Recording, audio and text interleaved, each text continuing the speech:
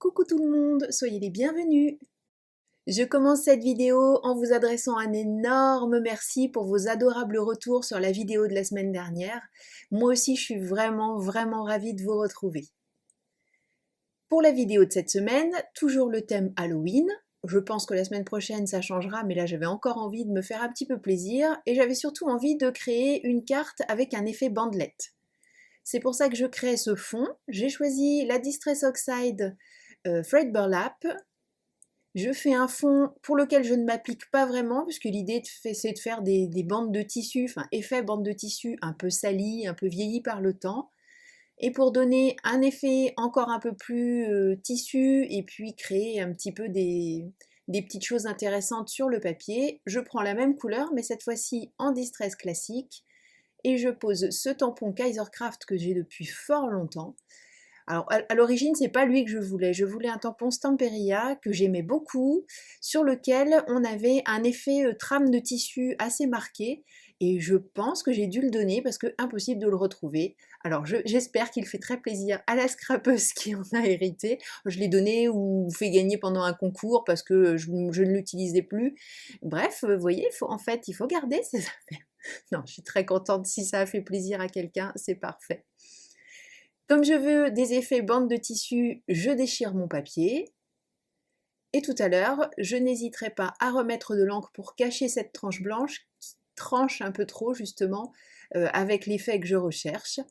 Donc je fais mes petites découpes et finalement cette partie-là ne va pas suffire. Je vais donc refaire d'autres bandes pour compléter et pour en avoir surtout des beaucoup plus longues pour pouvoir faire le petit décor que je souhaite pour l'arrière de ma carte. Toujours pour cette base de carte, ce fond de carte, je vais utiliser la planche de tampon Crazy Little Craft tête de citrouille. Je vais en tamponner en plusieurs endroits sur ce fond. Le fond là est adapté à la taille de ma base de carte et la base de carte c'est tout simplement un A4 que j'ai coupé en deux. Je souhaite avoir des yeux, enfin tout ce qui est découpe très jaune, et puis garder ce petit halo jaune tout autour. C'est pour ça que j'utilise la mousse adaptée à cette encre Mustard Seed, toujours en Distress Oxide. Avec la planche de masquage assortie qui est fournie avec la planche de tampon, je protège tous les nez, bouches et autres yeux.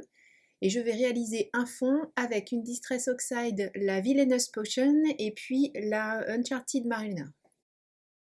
Je vais travailler section par section parce que j'avais la flemme de découper d'autres petits masques, tout simplement. Je protège là où je ne souhaite pas mettre d'encre parce que je me connais.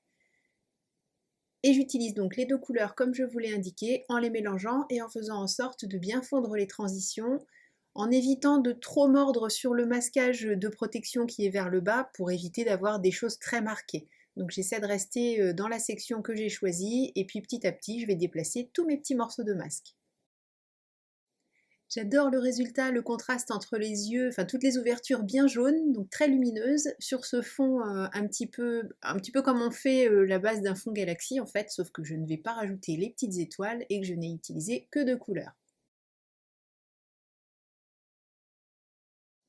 Je peux maintenant commencer à installer les petites bandes que j'ai prévues, que j'ai faites tout à l'heure avec vous, y compris celles que j'ai rajoutées donc pour pouvoir faire sur la hauteur de la carte. J'ai essayé de faire varier également les épaisseurs.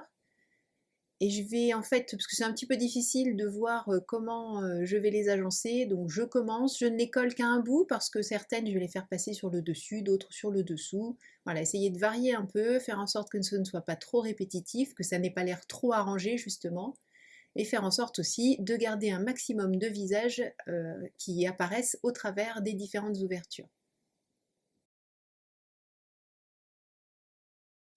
Une fois que c'est fait, je vais faire un petit peu de propreté, je vais prendre mes ciseaux et découper tout ce qui dépasse en me plaçant sur l'arrière de la carte. On s'aperçoit tout de suite que ça ne fonctionne pas vraiment, tout simplement parce que l'œil ne peut pas s'arrêter, donc je crée un cadre en reprenant la Distress Oxide dans les tons marrons, mais vous verrez qu'à la fin, j'en rajouterai un petit peu de la noire, parce que je trouvais que ça n'était vraiment pas assez lisible ce cadre. Pour le personnage principal, j'ai choisi une planche de tampon tout en colle avec ce joli petit chat, son chapeau de sorcière et puis son balai. Je tamponne le tout à la Memento sur du papier Nina Solar White pour pouvoir faire une mise en couleur au feutre à alcool. D'habitude, vous avez le lien vers le blog dans la barre d'infos sous cette vidéo, et sur le blog, vous retrouverez les différentes références de feutres que j'ai utilisées, ainsi que des liens pour vous mener aux boutiques quand les tampons sont encore disponibles, mais là c'est le cas pour ceux que j'utilise dans cette vidéo, donc je vous mets les liens pour que vous puissiez retrouver le tout dans les boutiques. Pour les couleurs, je suis restée dans une gamme très simple et assez proche de celle du fond. Bon, il faut dire aussi que ce sont des couleurs classiques utilisées pour Halloween. Pour les finitions, pour faire briller ses yeux et le dessous de ses pattes, j'ai utilisé le stylo gel noir. Et puis pour apporter des petites touches de lumière, j'ai utilisé tout d'abord le feutre blender des Copic pour enlever un petit peu de couleur sur le chapeau notamment. Et ensuite, j'ai passé un trait, parce que je trouvais que ça n'était pas suffisant, donc j'ai passé un trait de stylo gel blanc un petit peu partout où je voulais apporter des petites touches de lumière.